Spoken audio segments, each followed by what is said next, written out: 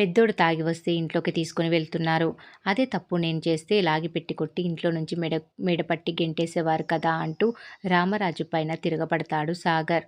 మీ పెద్ద కొడుకు చేసే తప్పు నేను చేసి ఉంటే తాగి నా ముందుకే వస్తావా? నా గౌరవాన్ని తగలపెట్టేస్తావా? అని దేశద్రోహం చేసినట్టుగా నా గువ్వ పగలగొట్టి బయటకు గెంటేసేవారు మీరు.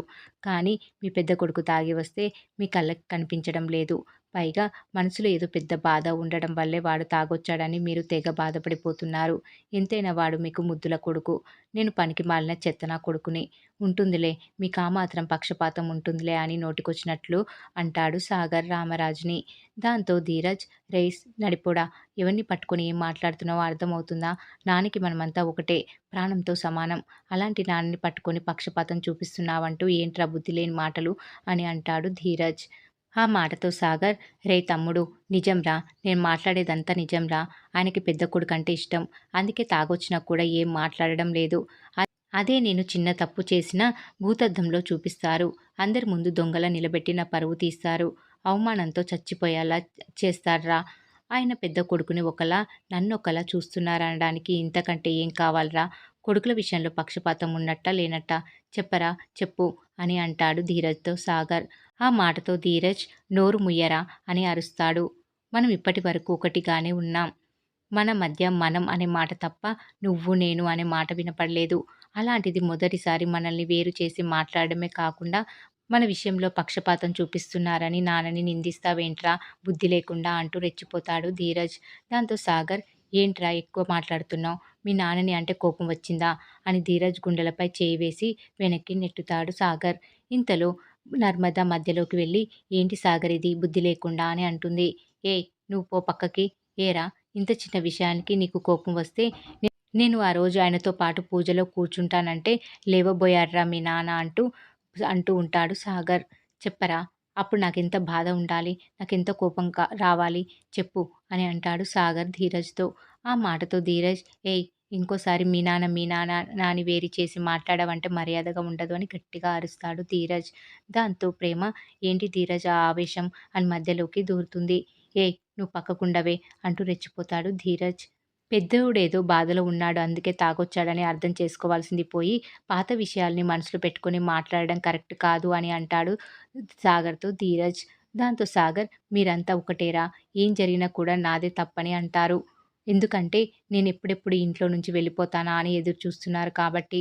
అందులో మీ నాన్న ముందుంటారు అని అంటాడు సాగర్. ఆ మాటతో ధీరజ్, మళ్ళీ అదే మాట అంటావేంట్రా అంటూ ముందుకు దూసుకొస్తాడు. అంటాన్రా అంటూ ధీరజ్ కాలర్ పట్టుకుంటాడు సాగర్. ఇక ఇద్దరు కలబడుతుంటే రామరాజు సినిమా చూసినట్టు అలా చూస్తూ ఉండిపోతాడు. ఇక ఇక తిరుపతి వచ్చి విడదీస్తుంటే, ఆపండ్రా ఆపండి అని అప్పుడు అరుస్తాడు రామరాజు.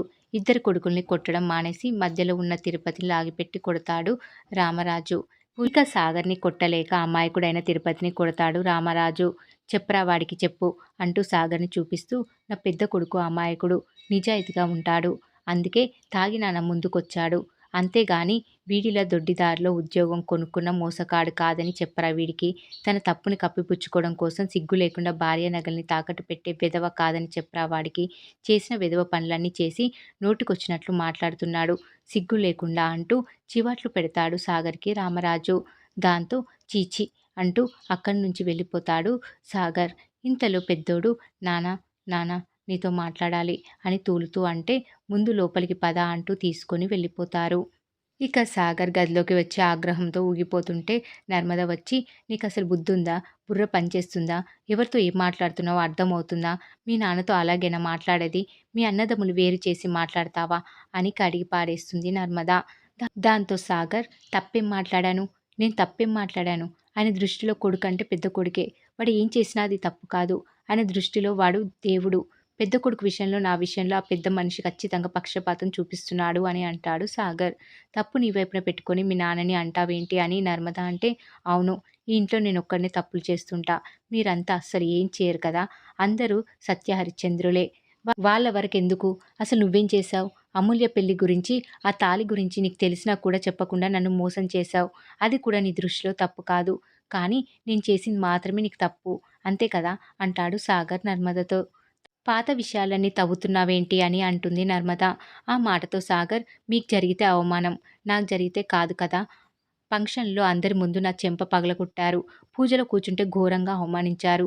ఇద్దరి కొడుకులతో కూర్చోవడానికి సిద్ధపడ్డారు కానీ నన్ను వేరు చేశారు. నాకు బాధ ఉండదా? అది అవమానించినట్టు కాదా? బాధ పెట్టడం కాదా? నాకు జరిగిన అవమానం గురించి, బాధ గురించి చెప్తుంటే నీకు అర్థం కావడం లేదు. నీ మొగుడికి జరిగే అవమానం నీ కళ్ళకి కనిపించడం లేదు.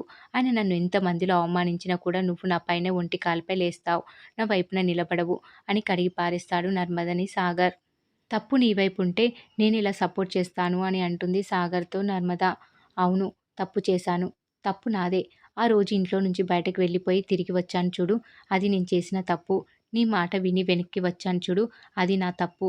ఇందాకాయన గువ్వ పగలగొట్టింది తిరుపతి మామయ్యని కాదు. ఇండైరెక్ట్‌గా నన్ను. నాకు పెళ్ళై ఇంత వయసు వచ్చినా కూడా ఇంకా ఆయన చేతులు దెబ్బలు తింటూ అవమానపడే ఓపిక నాకు లేదు. మా అమ్మ వచ్చిన మరుక్షణమే మనం ఇంట్లో నుంచి వెళ్ళిపోతున్నాం. అందుకు నువ్వు రెడీగా ఉండు అని చెప్పేసి వెళ్ళిపోతాడు సాగర్. మరి ఏం జరగబోతుందనేది రాబోయే ఎపిసోడ్‌లో తెలుసుకుందాం.